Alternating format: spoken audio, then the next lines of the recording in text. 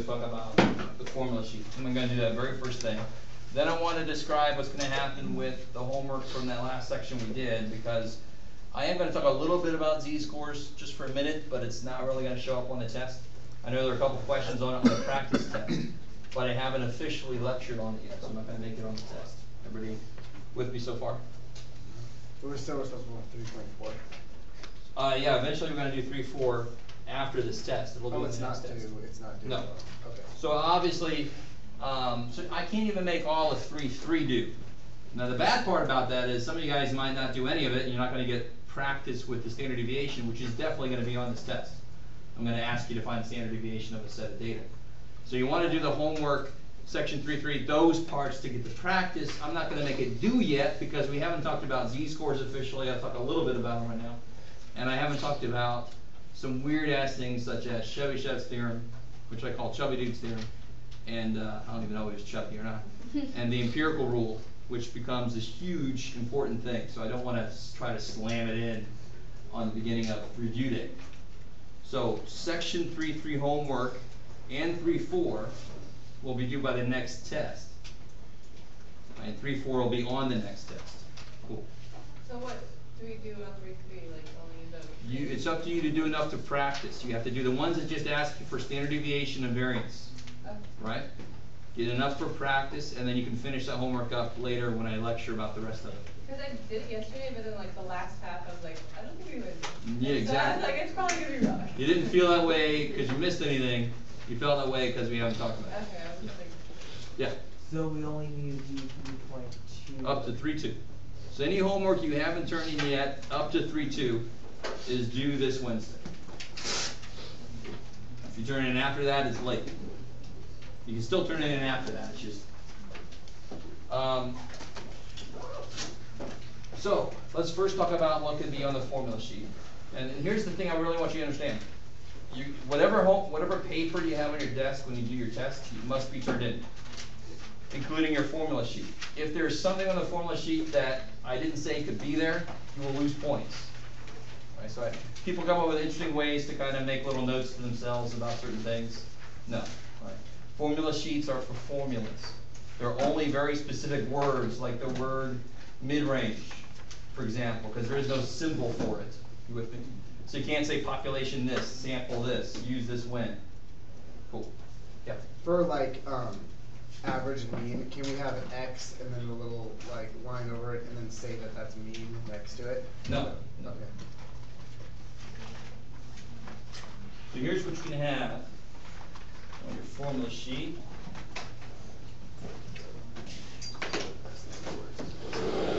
So obviously chapter 1, really definition, nothing there. Chapter 2, barely anything there. And the one formula I really just need you to know, and everybody should know this. How do you find the class width for a histogram? Range over Divided by number of classes. Cool. And where do you get the number of classes from?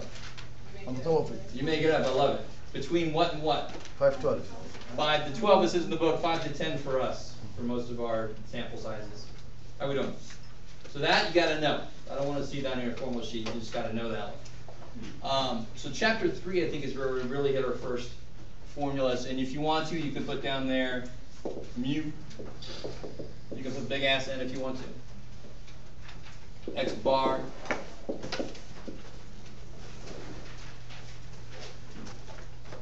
Cool. The Yeah. first one is the population. I like it. Right? So what is it about population? Population is more formal, it's more impressive if you know it, so that's why we use Greek symbols for that. We use our symbols for little lowly samples. But don't they equal the same thing? Oh, you do the population number and then you do the sample number for N? If it's a population, you use this symbol when you get the mean. If it's a sample, you use this symbol when you get the mean. But this is the same formula. Same formula. In fact, I argue you don't need a big old N. It's still just N, the sample, not sample, but the size of what you're looking at. Okay. But they use a big N just because it's the population. Cool, okay. And so we can't say population equals. No, you can't. Be careful. Don't put little population. Don't put a very, faint P there or something. All right. Okay. It's not that hard to remember. Greek symbols, population.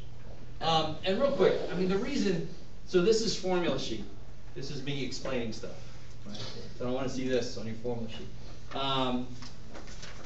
If I said mu equals 11.7, what can you tell me? 11.7 centimeters. Can you tell me anything about this thing? You know it's a what? Population, there, cool. So I don't have to say it's population. The symbol tells you it's a population. Right? So that's one little tiny reason why we use different symbols for population versus sample, so that everybody knows what we're talking about. Yeah. So those formulas give you average, is that? Yeah, they each give you what we call the average, but it's actually better called the mean. Mean. Cool. Okay, good, good. So far, so good. It's amazing how much conversation you have just about that.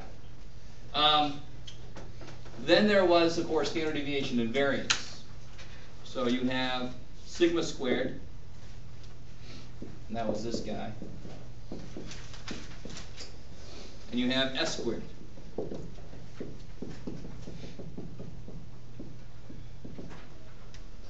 So here's the first place that we really see a difference in the formulas, depending on which one you have. You can tell me very quickly and briefly what that n minus 1 is for. The number minus Say again? To get closer to. I like it. It's an adjustment because this is just a Standard. sample. Love it. Cool. That's really what that n minus 1 truly is. Why is it exactly n minus 1? Well, that's a little bit more math that I can get into right now. But that really is just an adjustment because it's a sample. That's why I don't need it for the population, because hey, I know everything when I know the population. Cool. Now if you wanted to, you could put, now these are both what formulas? For what? Variance and Cool. standard deviation. And if you really want to, you could put down sigma equals square root of all this mess. If it's me, I wouldn't really put that down, but you might want to put it down to remind yourself. You're not done when you get here, you got to take a square root. So it's totally up to you if you want to put that down. Me, I would just know, that's squared, I got to take a square root. I don't want all these formulas messing me up. But if you'd rather have it down, that's cool by me.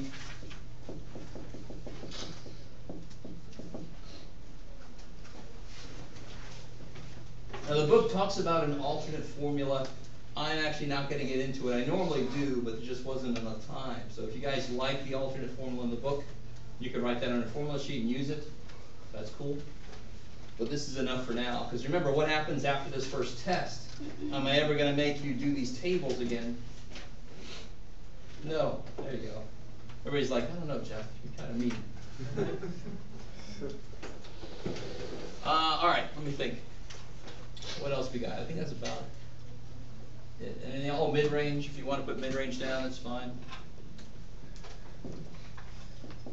There's a lot of words there. That's about it there. Median is an idea. There is sort of a formula for the median. You guys want to see it? Some of you guys don't know. I love it. If I have 5 numbers, what's the median for this? 3. 3. So a little formula for the median is a 2-step formula. So if you want to look away, if you don't like this idea, that's fine. I'm going to take it personally. But the first step would be where's the answer, and the second step is go get the answer. So the answer should be kind of halfway through this data, right? Yeah. But what's half of 5? 2.5, that's a little weird. That's not, it should be the third number, shouldn't it? Yeah. So to find where, it's n plus 1 over 2. So what's n plus 1? N is 5, n plus 1 is 6 divided by 2 is 3. The third number is the answer. So the answer in this case happens to be 3. You with me? So if the data was, so get the answer, 3. And if there's 6 points data, it's Yeah. the average is 2. Exactly. So if it was 4, 5, 7, 9, we know that what should the median be here? You add Yeah, it should be right in the middle of 5 and 7, so it should be 6. So what's our little step do for us? N plus 1 over 2. What would that be here? 5 divided by 2? 2.5. Now where's the 2.5 number? Right in between the 5 and 4. second and third, isn't it? So do you see how that process gets you there? Yeah. With me? So, I mean, obviously, if it's a small data list, this is kind of extra work that I don't really need. But I'm talking about if there's 81 data points. It's good to know 82 divided by 2 is 41. The 41st number, let me just scan through, there's a 41st number, I'm done. Right? Instead of going from both sides, I don't know if anybody does this, both sides and kind of, oh God. You know, on the day of the test, I don't have much time for this crap.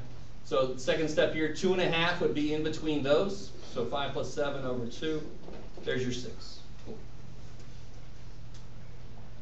So if you want to. So you kind of just find Oh, an you average see, of but the if two you- numbers. So like 5, what's an average? Yeah, because this is trying to, the math here is trying to tell you the answer is the 2.5th number. Yeah.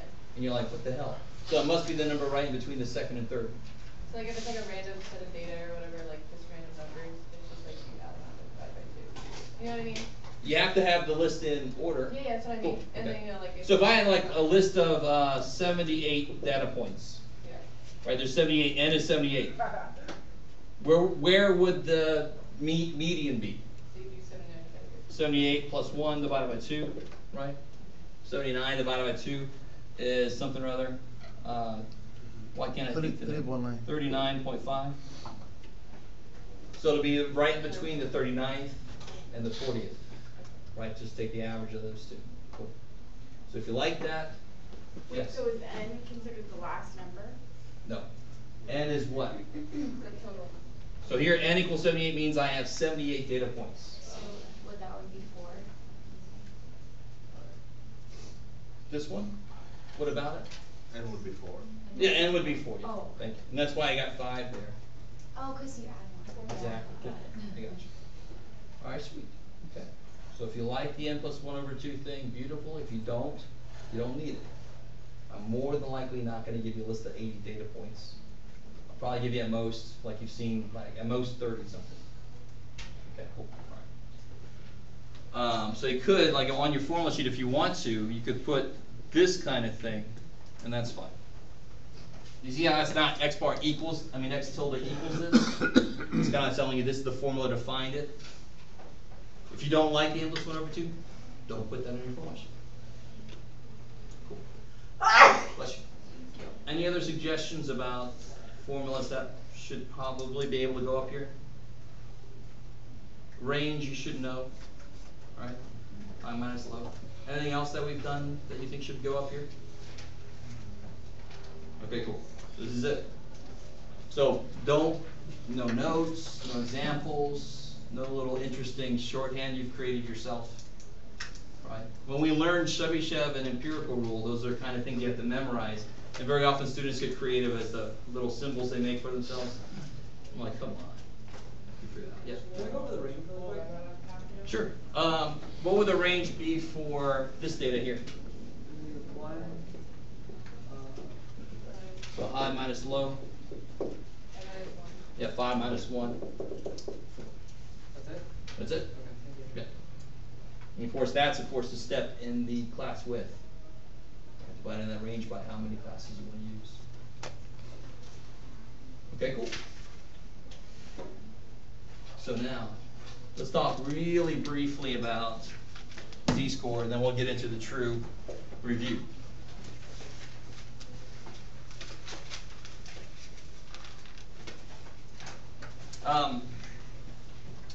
If I had 2 data points, let's say I have a set of data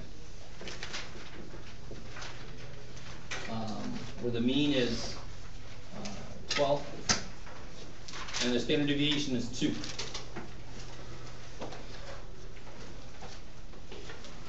So here's 12, that's the mean. Can anybody tell me how many standard deviations is it from 12 to 16? Let's say this is an average on a 20 question test. 2. Yeah, how'd you get that? Because it'd be 2. Every step I take is too big, right? Not too big isn't too much, but 2. So to get from 12 to 16, I've got to take 2 steps, because it's 4 away, right? So that's not too bad. 1 step would be 14. 1 more step would be 16. So that is 2 standard deviations above 12. Above the mean. You with me? Nothing amazing there. So somebody help me out. Let me make this a little bit more ugly. This is number one. What about if I had 19.14? I want to know exactly how many standard deviations away. You would probably go to like 18, like your closest one. Like You know what I mean? 0.57. So it's like to 18 would be 3 steps, 16, right? 18, Tuesday. So it's almost 4 steps. With me. But I want to know exactly how many. So you got to take a step back. This was easy because they're all nice, even numbers. They all go into each other. How far apart are these truly? 4 apart. Why did you say the answer was 2 standard deviations? Because every standard deviation was 2. So if I have to go 4, this sounds a lot like finding class width in a way. If I have to go 4 and every step I take is too big, how many steps do I have to take? 4 divided by 2. So how do you do this? How far apart are these? 6.57.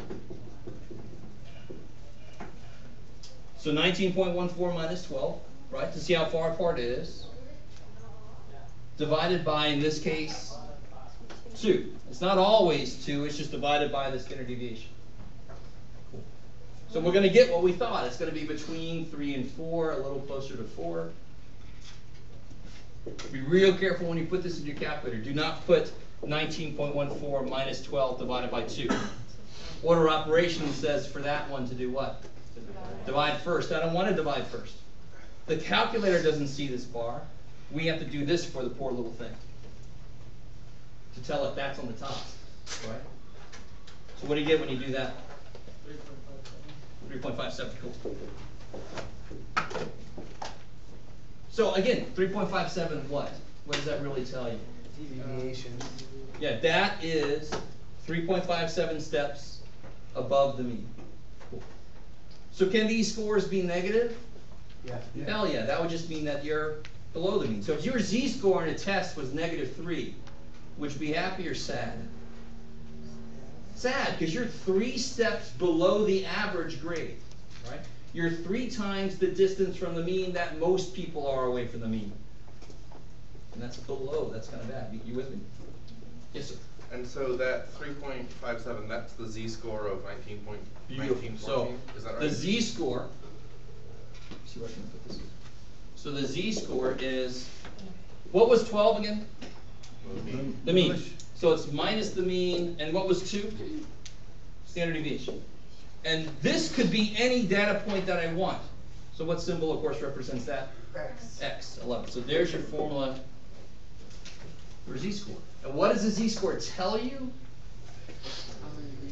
How many standard deviations from the mean to a data point. Sounds like a note. In fact, I will promise you this. Except for test 1. This question will show up on every single test. How often does a teacher tell you this? I will ask you, what does a z-score tell you? I will promise you that at least 5 people will get it wrong. It's just over, what is it now, 14 years of teaching? Holy shit, 14 years of teaching. But this is what the answer is. The z-score tells you how many standard deviations from the mean to the data point. So see, a z-score is sort of like measuring. It's sort of like telling me how many inches away you are from me. It measures distance in statistics. That's what a z-score does. The standard deviation is sort of like the unit of measure. I want to use inches or miles. And the z-score is when I actually take a measurement to see how far apart things are. It's how many data points from what? Say again, How sorry. many, what is it? How many data points from So what? z-score tells you how many standard deviations Okay. from the mean to the data point.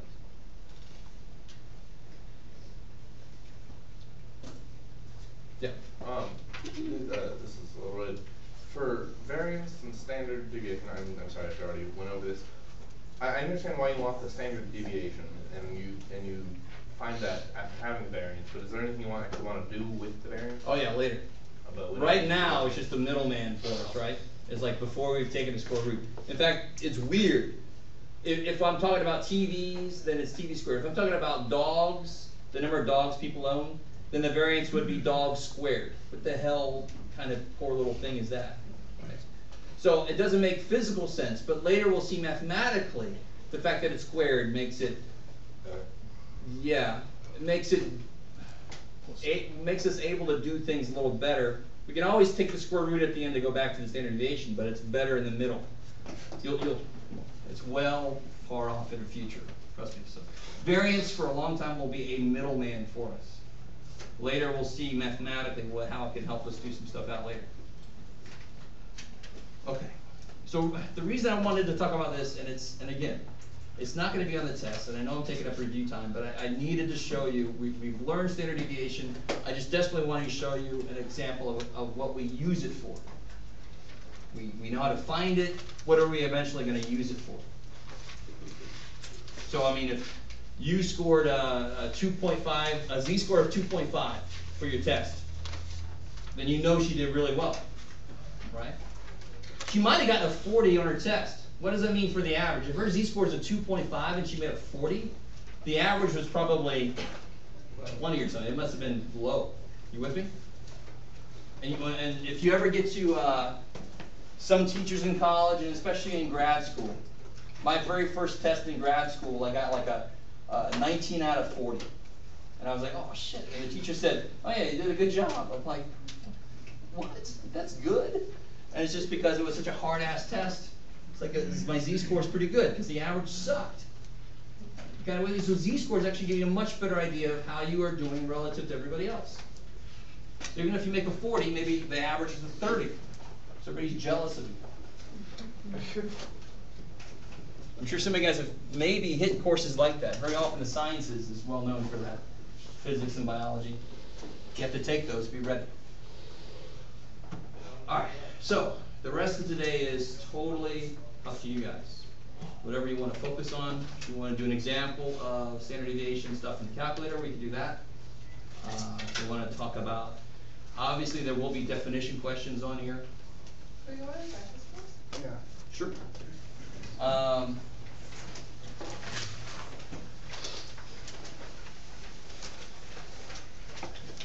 We can do that.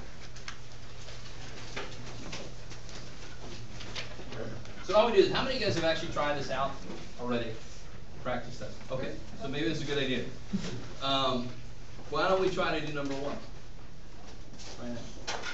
You've already done number one. You're a little ahead of the game. So.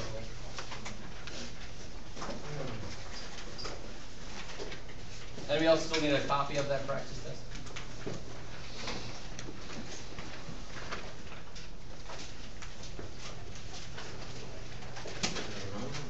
Oh, no, sorry.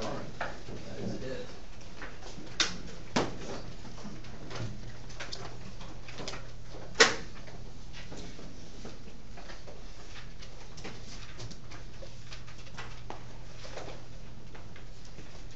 So I'm going to put it up here too.